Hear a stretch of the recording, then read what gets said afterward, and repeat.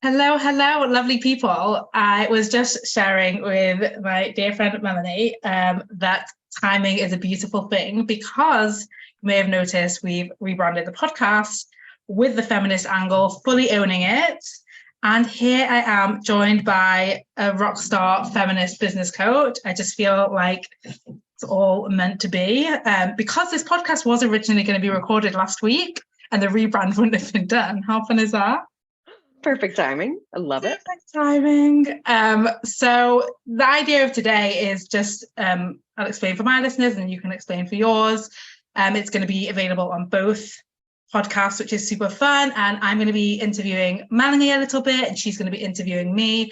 And we're going to cover all the things around time and how we work and why 15 hours. And Melanie was a pioneer of pioneers in the very first class of the 15-hour workweek mastermind. So she is going to share some of her experience on that with you and why she wanted to do it and what it's meant for her since.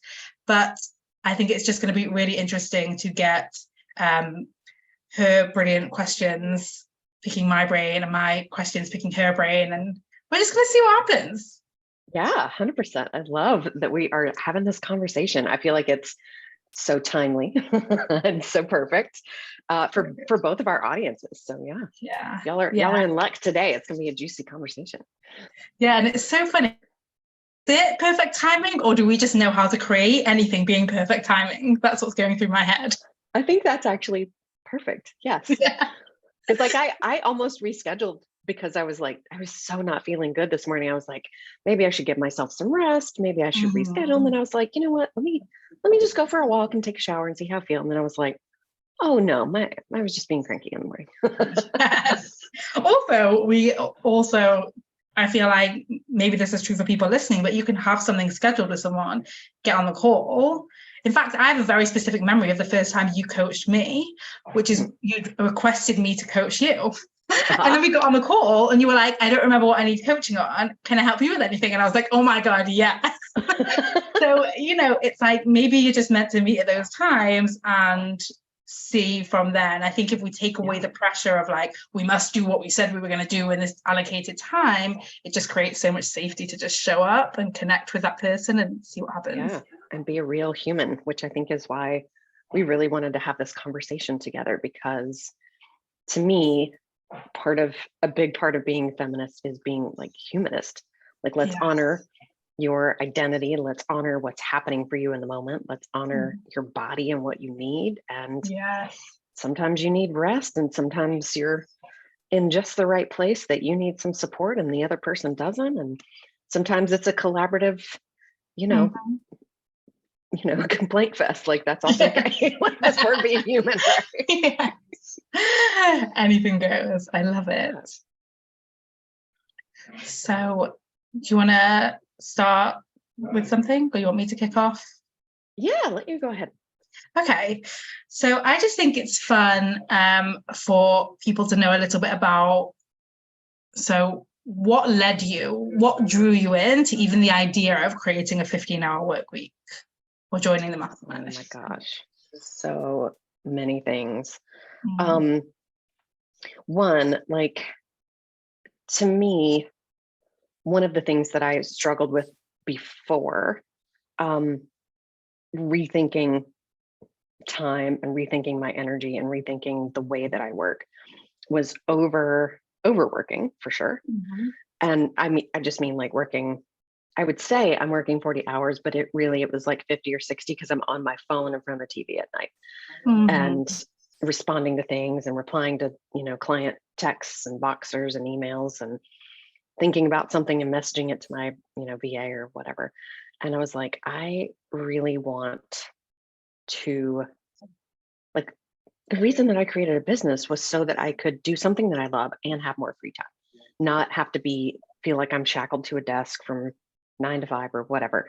And so I was like, why am I recreating that plus more in my business? This is not the way I want to run my business. And this is not the way that I want to model running a business, because I'm very much of the opinion that the way that a 9 to 5 and the way that work culture as it is now is was not created for women. It was not created for people who are not, a worker bee in a factory.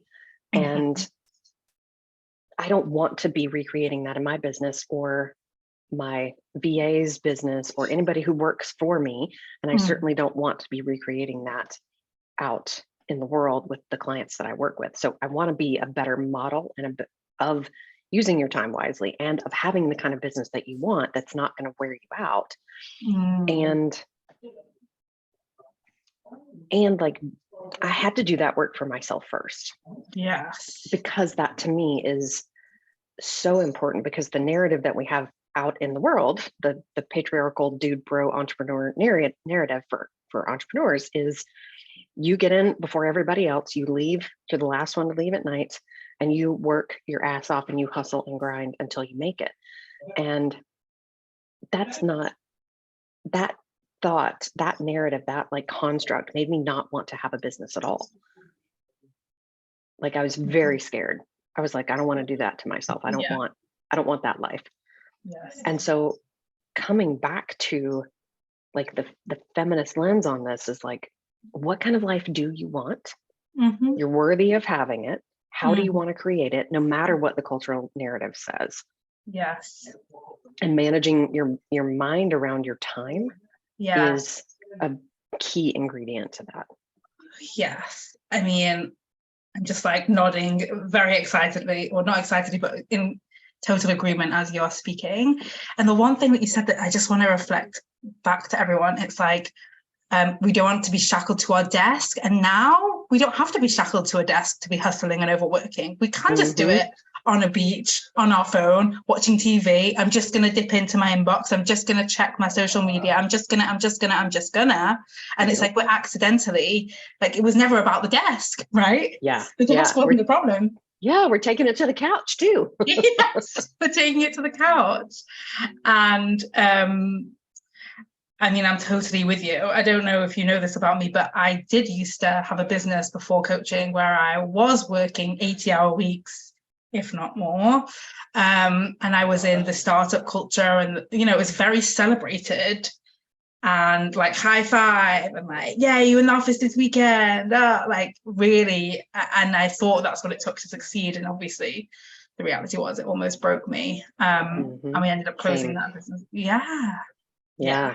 I didn't start a business like that, but I went and worked for a startup that was like first to like 5 employees. And like, they were like, are you working on Saturday? And I'm like, no, why? What? Why? Is something wrong? Is something broken? No, we have a project due. And I'm like, and it's not today though. I'm not working on Saturday. No. Good for you. But that was like the expectation. Yeah. And I quit right before they fired me because it was just such a mismatch, because it was so toxic for me that I was just like, I'm devoted and I want us to win and I'm absolutely going to do the work, but I'm probably not going to do it when you expect me to do it. And no, shit gets done on the timeline. I don't have to be, the green light on my chat up for you to know that I'm doing work. Yes. So good. And when you first heard about 15 hours, what did you think? I thought that was ridiculous. Honestly, unfiltered here. I don't do filters or bullshit. I was like, I love Vicky so much and she's crazy. But, I've been, we've been friends for a while and I've been following all the things that you say for a while. And I think the thing that you said about what if it doesn't take time? What if it takes focus? Really opened my eyes in a way to something that I hadn't seen before. Was that I'm giving myself 2 hours to write one email, which now takes me 10 to 20 minutes tops. Thank you very much. But I would like book time on my calendar to take two hours to write an email. But the first hour and a half, I'm just freaking out and anxious and trying to figure out, what am I going to talk about? What am I going to say? No, that doesn't sound right. Let me edit. Let me perfect. Fuck, I don't know what I'm doing. Let me go shop instead. And the last 30 minutes is like, can you just please get this done? I have something else coming up. Yeah. And so I didn't have any choice but to focus, but it didn't feel good to be operating. Like I felt like I was constantly like, oh my God, like stressed out and anxious and running all the time. And I was like, there has to be a better way. And I can see so many places where I think I'm doing something, but I'm actually just like nervous energy freaking out over here so much of the time. I was like, what if we could just collapse that and like breathe and get grounded and figure out, how do I want to respond when this is what I'm doing? And how do I want to like gather up my focus? And are there just better ways for me to chunk out tasks so that it doesn't feel like this big, hard, pressury, awful thing that has to happen now? Yes. Because I'm the meanest to me. Like when there's a deadline, and you help me like unfuck a lot of that, was like when there's a deadline, it's like, get to it. It would be so mean and like pushy and forceful. And like, I'm a rebel, y'all. I will bounce off of that so hard. And so I'm rebelling against my own timelines and my own calendar. And it was just like, it just felt like a mess. And I was like, how I don't know if 15 hours is possible for me, but I'm willing to at least like get down to like actual 40, actual 30. And maybe then I can start edging into 15. And I think I am a heck of a lot closer to 15 than I was before, with so much less stress. Yes. And those 15 hours are really productive, really useful hours.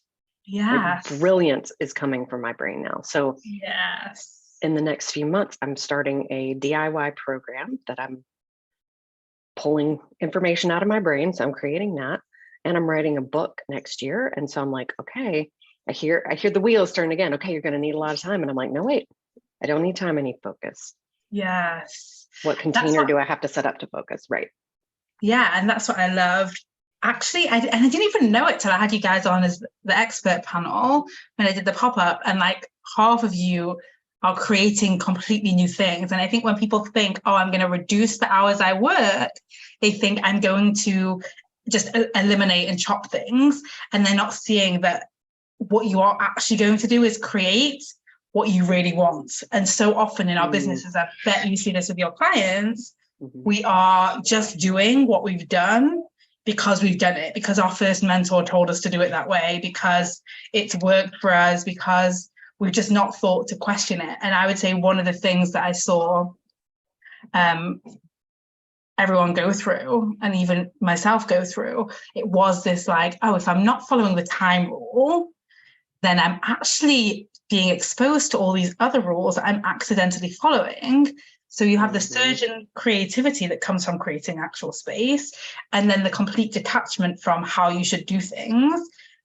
Your only choice is to trust yourself. Your only choice is to like find answers within yourself when you stop following someone else's like blueprint to a successful business. Yeah. Well, and that's showing up for me too with things like, and I know this shows up for my clients too. It's like I'm in a launch right now for the mastermind that I run, and the Bad Bitch Mastermind, if you've never heard of it. And, you know, I used to work with a mentor who like, just the way that the guide to running a launch was set up felt so strict and pressury to me that I was like, I resisted and would bounce off of it and rebel against it. And I just had so much anxiety and stress about it. And now the way that I launch is like the rest of the world would probably call it lazy. And I'm like, I don't care. Call it lazy. Let's take that. It is a lazy launch. It's awesome. But there's so much less pressure around the time frame and the deadline and doing it right and making it work and what it means about me or anybody else, if it worked in the timeline or not. It's like, oh, okay, I'm going to try this thing for a week. If that goes great, great. If it doesn't go great, okay, I'm going to spend some time resting and the holidays off and look at what did I miss, what needs to be tweaked, and I'm going to do it again. It's no big deal. But like being so attached to it, I have to sign all of these people in X amount of time was so just incredibly, almost like soul crushing for me personally. Like my brain and my body just do not work that way. I was like, that's wonderful if it works for somebody else. That's great. Go do it. I need a little bit of fluidity. I have ADHD, you know, I need things to flow. And, you know, I have, for me, I have to have the time and the space to not be in what felt like a pressure cooker. I was like, so let me just not create the pressure cooker in my business. Right. Like the pressure cooker isn't what creates the dish. Let's say there's lots of different ways to cook a chicken, I don't know. And it's like, it doesn't have to be in the pressure cooker. So I think that's totally true. Perfect way to put it.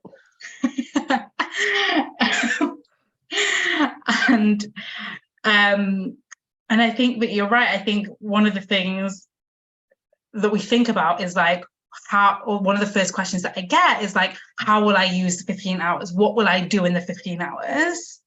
As though I always say it's like asking a question with what we call in the mastermind the 40-hour mindset of like wanting to know the plan, wanting to know how it will all work out, wanting to time block, wanting to color code, wanting to understand what we're going to drop and what we're not, instead of what I think is at the core of working significantly less, which is who you are being.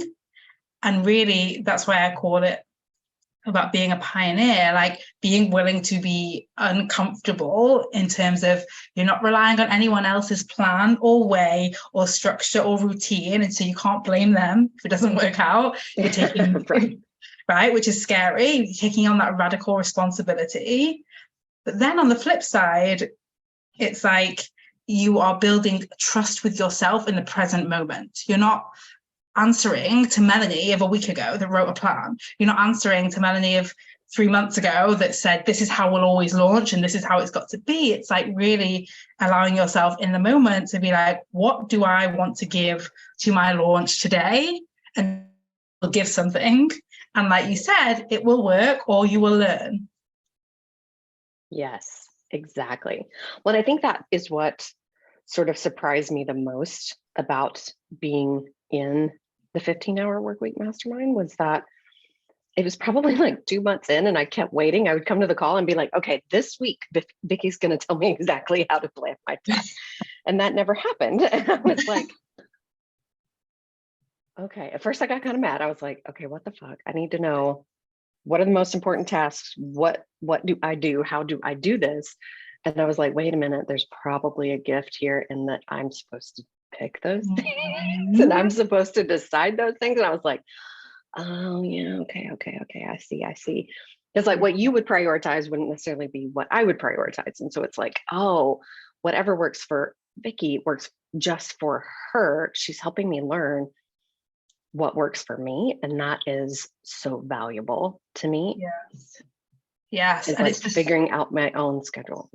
And it's a skill of identifying what's important, because even for the same person, what's important, what's the best use of your time for one season is not fixed. So it's like learning to build that relationship with yourself of like, I trust that I'm going to figure this out and be able to take on different things and experiment and let go of things. And I'm not attached to being, even like for me with the podcast, as I said, I've gone through this podcast rebrand, but also in the last year, really, my podcast went from weekly to maybe monthly to maybe every other week to like, it's really not been consistent and not whatever it is, but I love my podcast and just allowing its importance in terms of my time to change and evolve, and have to get rid of it completely because I'm not doing it perfectly all the time.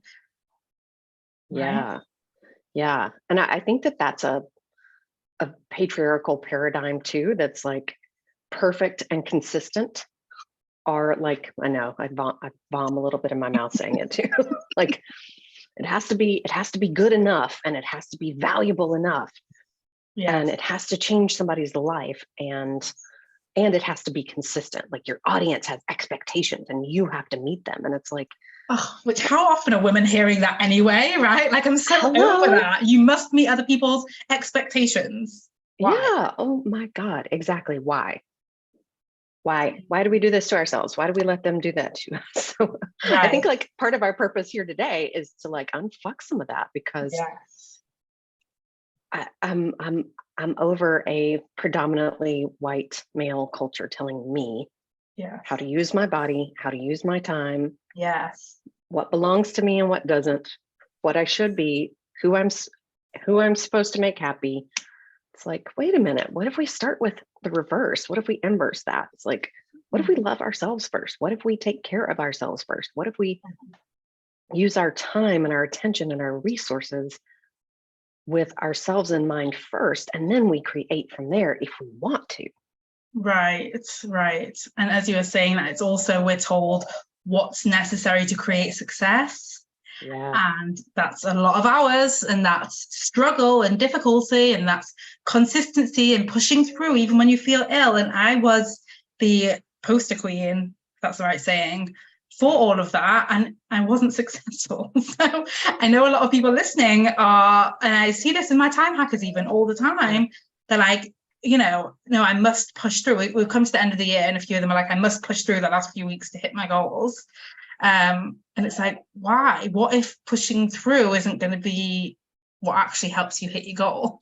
Yeah. And literally, like, we see it time and time again, that letting go, getting out of the pressure cooker, exactly as you said, releases this like have to and need to, and allows us to drop into want to, and creating from there is a whole different ballgame.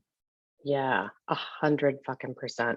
And I love that you said that so much of the narrative is about success is that it's going to take time and it's going to take a lot of work. And I think that's what I thought I was doing. It was like me being really stressed out equals I'm very busy.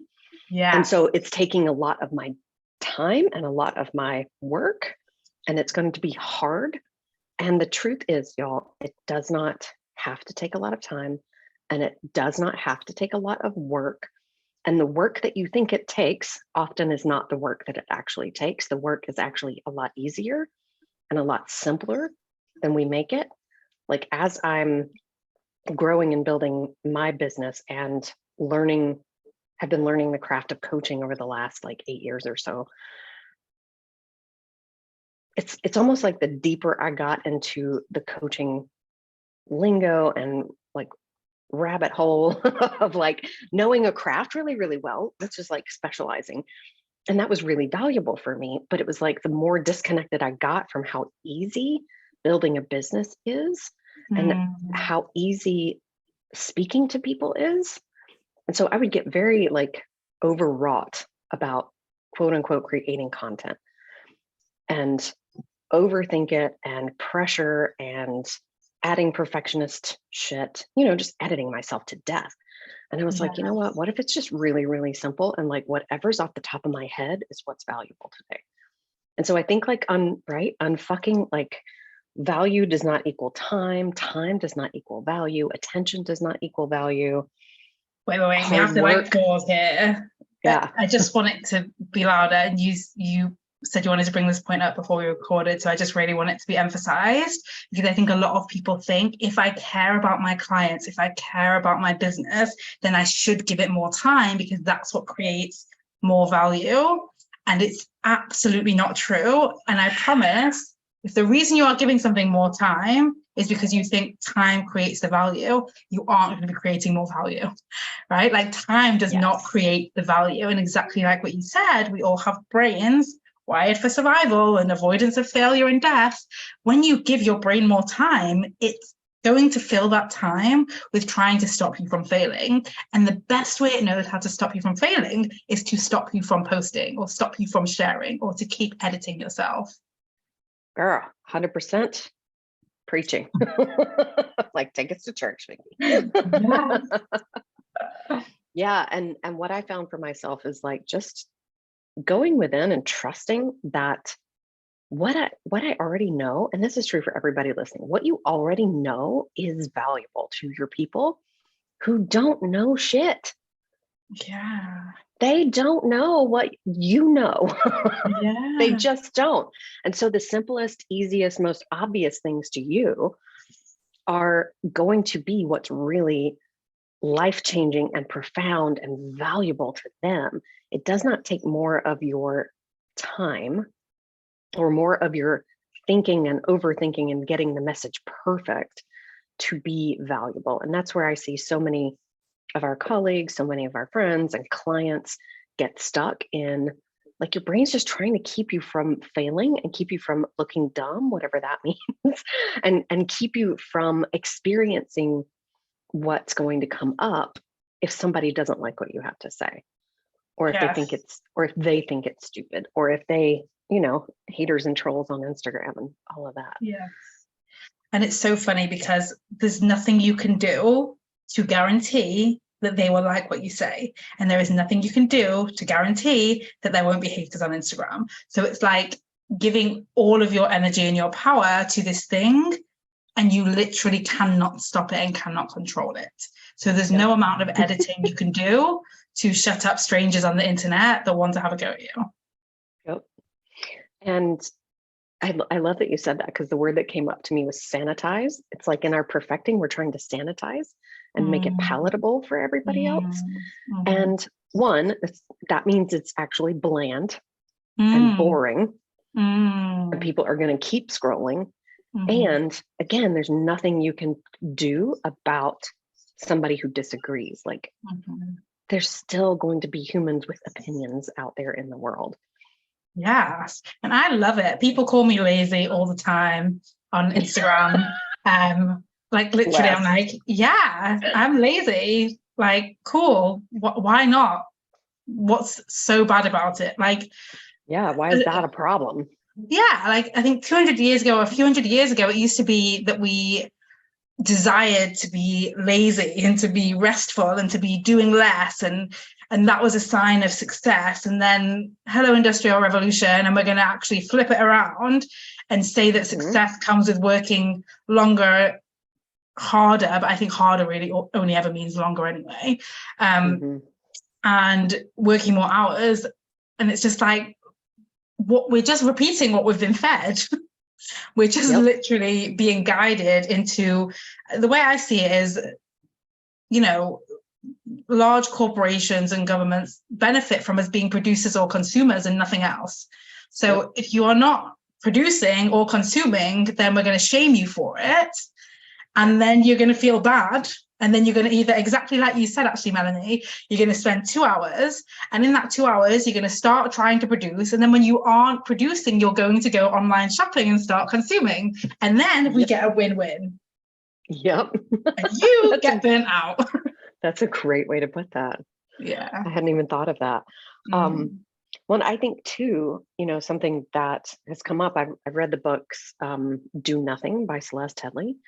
And she mentions, which is something that I knew growing up, but hadn't really put together until I read her book, that was like, there's a moral tale here too, about the value of hard work and the connection of, you are a good person if you work hard. And so we've just been fed this message for so long that now all of us, or many of us, have this connection with your goodness and your enoughness and your worthiness is connected to how much you produce. Yes. And so much of that, I think, trips people up with, like, I can't be making millions of dollars and having a highly profitable business, and if I'm not working really, really hard, and if I'm not producing a whole lot and being really, really valuable to the world, that's selfish, and I'm being lazy, and I'm not being a good enough steward of money. And it's like, that's just ribbons and elements of the morality tale that we've been sold. Yes. And actually, it was one of the common things when I was speaking to people who wanted to join the mastermind. They were like, I'm embarrassed to make a lot of money working 15 hours a week. Like, other people will have thoughts about that and judgments around that, because we're not just contending with like us changing our thoughts and beliefs around time and value and worth and work, but it's like, and this is why I think, you do a mastermind, I do a mastermind, and I think in the value of community, that you have to immerse yourself into conversations where this is celebrated, because out there, don't expect everyone around you to catch up. That's why I call my clients pioneers. That's why, we're creating these communities. It's not a nice to have. For me, it's an essential. You have to be in rooms, having conversations with people that are seeing or lifting the lid off the exact same thing you are. Otherwise, it's very lonely, very challenging. Yeah. And I think about the holiday season now and how many people would be like, you only work 15 hours a week. Forget. And one of the things we spoke about in the mastermind a lot was like, why comment on the time? Like, what are the results? What are you creating? Are you creating a business that you love? Are you creating a better connection with your partner? Are you creating, new ideas and exactly like what you've done in your new program, and a book? Like, are you isn't that amazing? Who the fuck cares if it's 15 hours? Like, why is that what we focus on? Why is that what we're measuring? Only because it's the only unit of measurement that factory owners could use. Back in the day, they're like, how do we pay people? By hour. And here we are over 100 years later. Like, how do we think about work? By hour. Like, that model is so done. Yeah. Well, and I love that you said that this work is so much easier done in community, because what we're both doing is unwinding cultural norms and business paradigms. And we are changing culture. And it is very hard to do when all you're doing all day long is talking to people and hearing people who are immersed in that culture. And it is so incredibly valuable to be in, even if it's an hour a week, but to be in community, having these conversations, challenging these old ways of being and these old beliefs and paradigms and the way that the world works.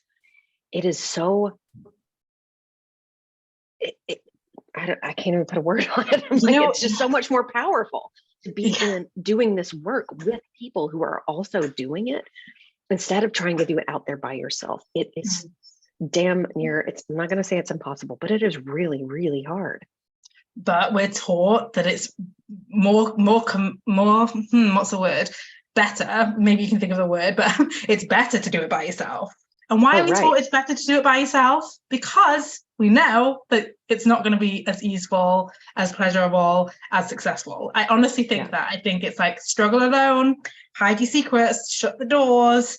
If you want to change, do it in private, because it's so much more challenging, because you come up with your own brain and your own thoughts of, is it just me? Is there something wrong with me? Why can't I just be like everyone else? Even why can't I just accept this like everyone else? And I think it's the same story with rugged individualism. Like, even the word rugged is rough, hard, jagged, right? It's like you're supposed to do it by yourself, and you're supposed to harden the fuck up and pull your boots, your boots up by your whatever, shoestrings, laces, whatever the thing is. I don't even know anymore. Yeah. But that's an element of that. Like, if you're a good person, you'll do it, and you'll work hard, and you'll do it by yourself, and you'll never let anybody know that you're struggling. And that's the narrative for women too. Just do it, and do it by yourself, and shut up, put on a happy face, let everybody think that it's easy, and you just struggle in your little silo and look happy doing it. And I think us doing this work with specifically to time, specifically for women, and specifically in entrepreneurship and business, this is literally culture changing work. Yes. And we are creating a new culture. We are creating a new business paradigm. We are creating a new time paradigm and a new way for people to work that works for them, that works for their bodies, that works for their family, that works for their needs, and that fills them with the fuel and the motivation and the desire to do the work that really matters in the world. Yes. And here's the most amazing part of all that. We are taught to think that all these things compete. And what I saw in my own experience and what I saw with each of you in the mastermind is no. When you are acting in a way that serves you and your life, then your business thrives and succeeds more, because it's exactly like you said, you're not sitting down thinking about, you know, what you don't have, or feeling resentment towards your business, or thinking about what's, you know, trying to push yourself into a box when you feel like you're a circle, and, you know, push yourself into a square when you feel like you're a circle. You're not contending with all of that bullshit. So you really just get to show up with such a level of presence. And that presence, because you've eliminated all the bullshit and all the shoulds and all the not being yourself and all the listening to everyone else and all the whatever, when you show up with that presence, that's when you create fire content in 20 minutes instead of 2 hours. Yep. 100% Yeah, so good. And I think it's the same general premise of like, fill your own cup so that you have more to overflow, instead of let me keep filling it a little bit and draining it and draining it and draining it and draining it, and then wonder why I'm so exhausted and burned out. And it's so funny, because I think that's spoken about a lot, like fill your cup, put on your mask first, and it's like, you get it in theory, but I'm just going to tell you, even me who's gone through this, who does this work and whatever, when I got I'm in France right now, when I got on the plane with my baby, I'm like, yeah, but I'd probably put his mask on first. And I have to talk myself out of it and be like, why? It's literally not helpful for him.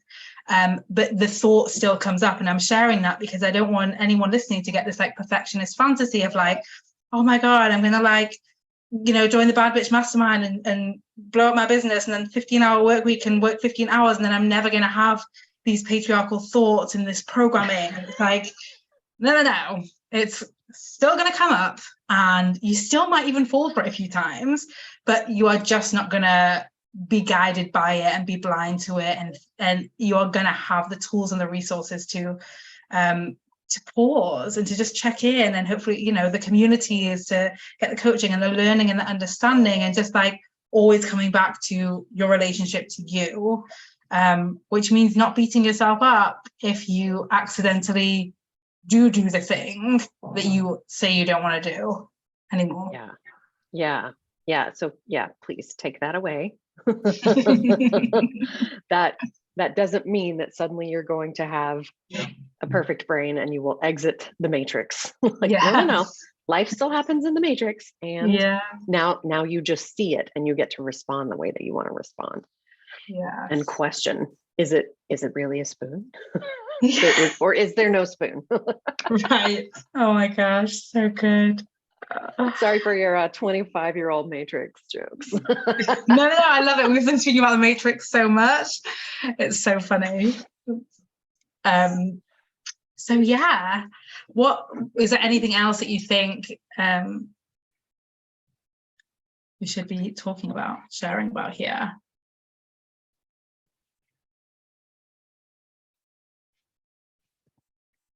I'm curious about the way that you manage time with your business and having a new baby. Like, you just tell us a little bit about what that experience was like and how you manage it, because I think a lot of my listeners, a lot of my clients are moms, and they're running businesses too, and they feel very like overwhelmed by the amount of time that their family needs and the amount of time they think their business needs. And how do you manage that in like just a couple of minutes? Very messily, very badly, and very with a lot of compassion for myself. I had thought that I would take 7 months off and then come back and be like, boom, ready to launch. And then I launched and was like, oh no, I'm not available for this. Woo, what am I doing? But I didn't know that, and what happened, it like kind of manifested in a lot of negative spiral thinking and just like going to a really bad place before my mum was like, do you think that you know, maybe want to get some help? And I was like, oh, okay, something's going on here that I'm not because I wasn't present. I wasn't dealing with what was going on because I accidentally stepped back into, I said I would launch, I've taken 7 months off, I should be able to do this. I know people that do this at 3 months, all of that shit. I've got to get back to work. I've got to get back to work. I said I would. So all the stuff that I help other people on, it's been a phenomenal opportunity for me to learn more. So I would honestly say a lot of compassion. I'm super fortunate that I don't attach time. So I don't think, my business and my personal life compete. And we've spoken about this a bit earlier in the podcast, but one of the big themes for me is like they complement each other. How do they complement each other? And because I see that, it's not like, oh my God, my work is taking away from my baby, or my baby is taking away from my work. It's really like they're working together. One of the things we spoke about in the mastermind is like, nothing has to get done. Nothing is necessary. You literally, even so, you and I are both launching right now. And it's like, if I'm launching right now and technology fails and emails don't get sent and my email list gets deleted and my social media gets deleted, which actually has happened during a launch before, it's just like not a problem. I know, but it's just like you're like, are you sure, Vicky? I feel like I'm gonna have a heart attack just saying that. It's just not a problem. I will figure it out. I will probably get on, record a podcast series and be like, hey, and then just blast it out wherever I can, and make something amazing out of it, because it's never what you are doing. And for me, like I said, really living into it's who I'm being. How is me leaning back and allowing myself to be present with my current experience the best gift that I can give my business, instead of it's taking from my business? And that's the issue, I think, a lot of entrepreneurs, and I have been thinking about building a course on this, because I do think it has been such a profound learning experience. And there's a lot of, we could have a whole hour conversation around just this, but if I was to sum it up, I would say, you got a puppy. It's not dissimilar. I'm just going to say, people might be like, that's very dissimilar. Like, it's super hard. There are a lot of work, so hard, consuming, and they're not going on your schedule. And it's what we coached on at the time. It's compassion and space and detaching from the should and the need to, and said I would today. Yeah.